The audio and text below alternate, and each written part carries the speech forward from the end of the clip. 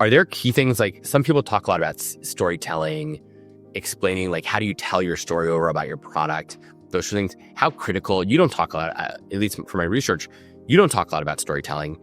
How important is it or isn't it to successful founders? I think it's pretty important. I think I probably do more of it than I realize. I probably just am telling stories a lot without like clocking it mentally. But yeah, I mean, every sales pitch is kind of a story. Every time you're presenting your offer, you're telling a story about your offer. Every time you mention a customer case study, that's a story to tell, right? So I think it is important to get good at that, and you just kind of get good at it through practice. But especially in marketing more than anything, like crafting the message and crafting the narrative around your brand and your offer, that is like for sure probably the most impactful use of storytelling, because it's kind of like storytelling at scale pretty much. So going back to your history a little bit, right?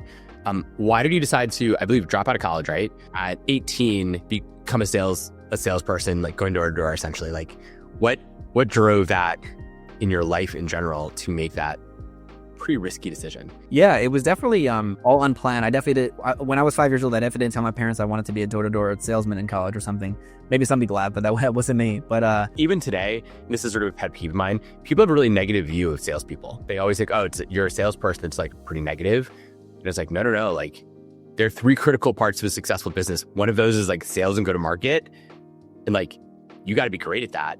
Don't look down on it. Yeah, I don't know why that is. I think probably because people have all had some sort of negative experience with some like slick used car salesman telling them to something that they didn't, right? So I think that then they assume, all salespeople are bad, right? How it got started for me was I kind of got lucky because I was 18 years old and I was a liberal arts major in college, which just means you have no idea what you want to do.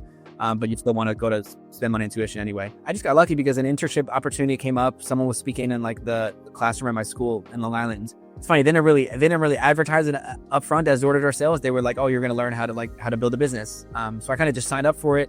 I got hired, and then the first week they're like, okay, cool. Now the first thing you have to do is just do door-to-door sales. So I just was looking for an opportunity. I was looking for something other to do than to be a waiter or to deliver pizzas, which is what I was doing the previous week. Still in college. It was like a part-time internship. Ended up doing really well with it and finding out that I really enjoyed sales. I remember my first weekend of sales, I brought in like $11,000 of revenue. And to me, I was like, that's pretty much what I've made the last year as like a pizza delivery guy. So I quit the job like right away. It was part-time, but I was kind of putting in like full-time hours while going to school.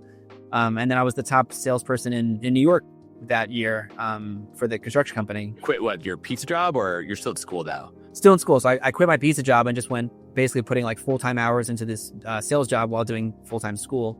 Then my second year, I got promoted to be like a district manager, where I would actually hire my own salespeople and kind of build my own team.